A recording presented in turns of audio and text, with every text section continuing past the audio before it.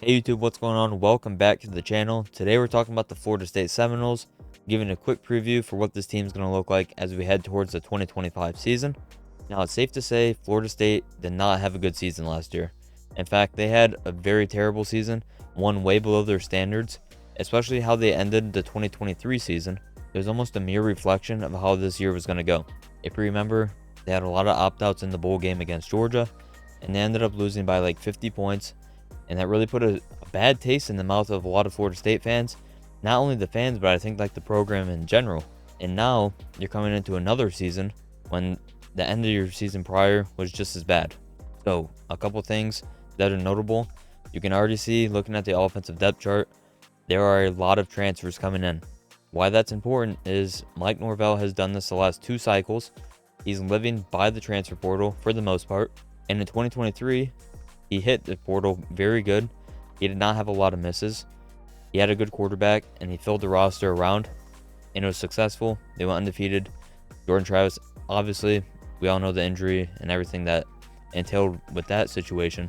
But now, quarterback's a mystery, and you go out and you get Thomas Castellanos from Boston College, who you're very familiar with.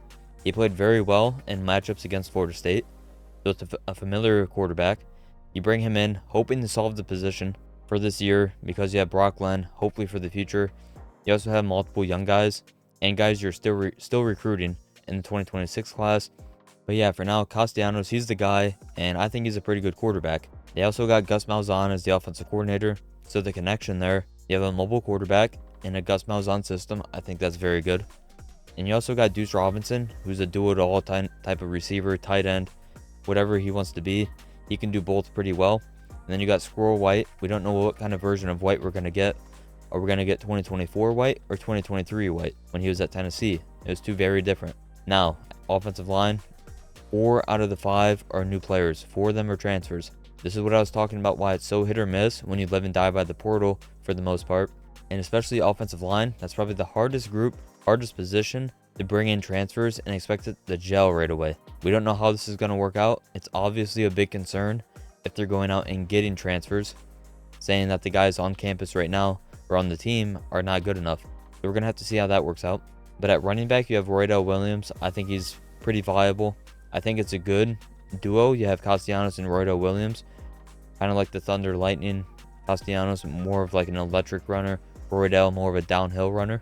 I think that's going to be pretty good, actually, that duo in the backfield. And then you have Landon Thomas, who was a very high recruit a couple cycles ago. He's a projected starter at tight end, and I hope it works out because I'm a huge fan of Thomas. Not only Thomas, but Hakeem Williams up at receiver. You can see him at the Z position right now. He was a 5-star coming out of high school. He had a lot of hype, a South Florida kid. A lot of people were expecting pretty big things from him as a true freshman. It did not work out that way. Now he's obviously here with another opportunity, a projected starter. These receivers have a lot to prove this year, and I think they have the talent to do so. Now it's just putting it all together, building that connection with Castellanos. I'll flip it over to the defense. You can once again see they have 4 new guys coming in, 4 transfers on defense as well. This time you're getting more proven players, maybe from smaller schools in some cases, but nonetheless, guys that have played and have produced. The strength of this team, I think when you bring in Stephon Thompson and Elijah Herring, I think you say the strength of this unit is the linebacker core. You also have Blake Nicholson, who's a very good linebacker himself. That's a projected backup, and he got some meaningful playing time a season ago. And overall, I think the front 7 is going to be pretty good. I think it should be better than it was last year. You lose some guys that maybe not were all bought in. I think that's pretty fair to say. I think Florida State fans would agree. Some of their players, I'm not going to say any names, especially on the defensive line.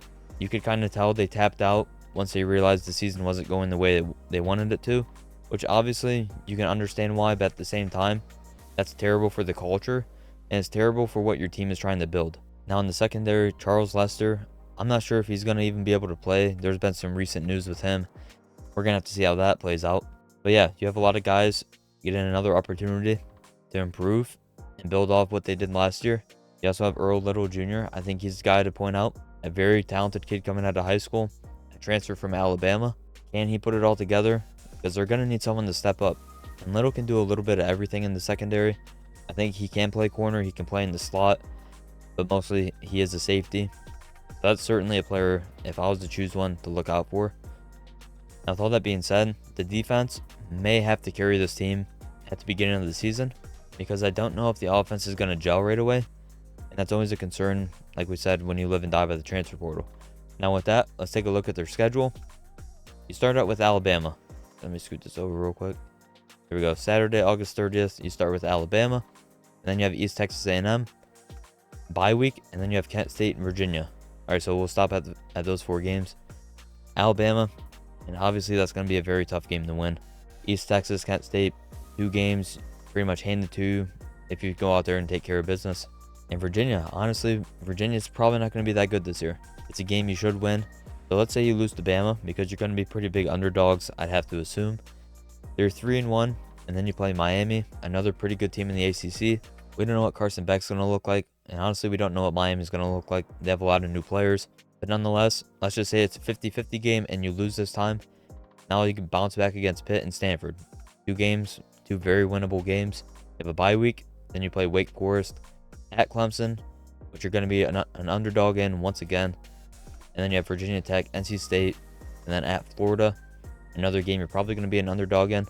Let's just say it how it is. I think there's 4 games on here that are very tough. 4 games you're probably going to be maybe a touchdown, 10-point underdogs in.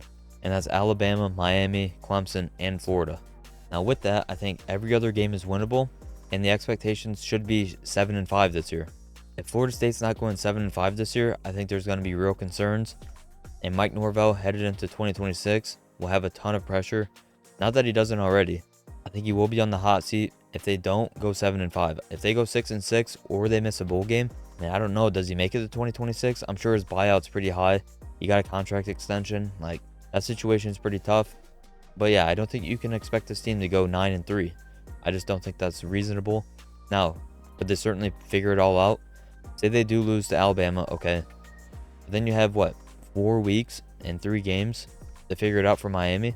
And like we said, Miami, you could win that game. And if you win that, you have 2 more games after that before another bye that are very winnable.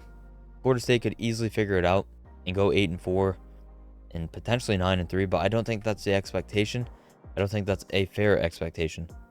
Florida State fans, you guys let me know down below what you guys think of your team and the pressure that's on Mike Norvell as we head into 2025, especially this spring season. It's a big offseason for this program to see what kind of players they have. And before you guys head out, be sure to leave a like and subscribe to the channel if you're new. And with that, I'll see you all in the next video.